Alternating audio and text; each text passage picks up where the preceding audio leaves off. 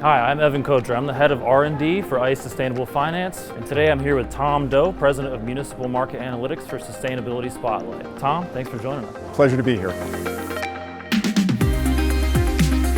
You've been at the forefront of looking at the issue of climate and how it is or is not impacting the municipal bond market so far. Our team has done research showing that credit risk is not reflecting climate risk yet.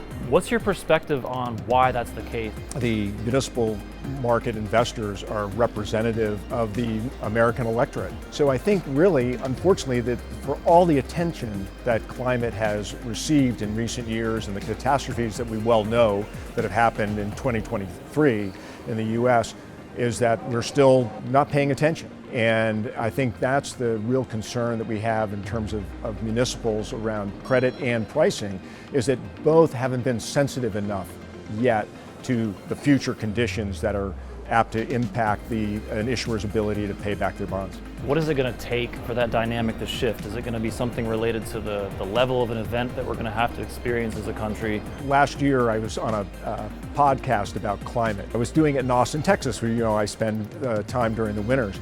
And I was looking out of my condominium window and looking at Westlake, which is one of the affluent communities outside, maybe 5 miles outside of downtown Austin.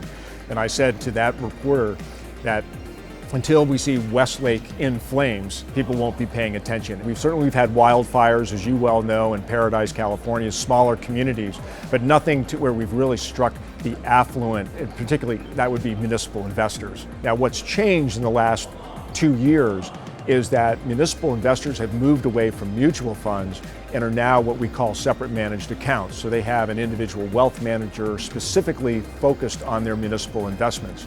And I think this draws the direct connection of individual interest in climate risk, brings that to the investor. So with those dynamics in mind, what can the early on the S-curve investors be doing right now to help bring this more to the forefront? I think if you have a municipal bond portfolio, and it does have, most of them have laddered portfolios, so different maturities, is that you should get an assessment of what the climate risk is out your maturity curve. As I was down in January at the Senate budget, they're very concerned about the climate issue as it pertains to municipals, since municipals finance 75% of the US infrastructure historically. We talk about municipal bonds as being protected debt, and protected debt specifically when it comes to climate adaptation, of protecting infrastructure or protecting communities. So we think that municipal issuance will increase to $800 billion in the 2030s. And state and local governments will be financing these climate risks, and again, talking to the Senate budget, saying it's states and local governments who will do it. The federal government doesn't have to intervene. Quite frankly, I think it's a real exciting time in the municipal industry of growth, potential growth in terms of issuance,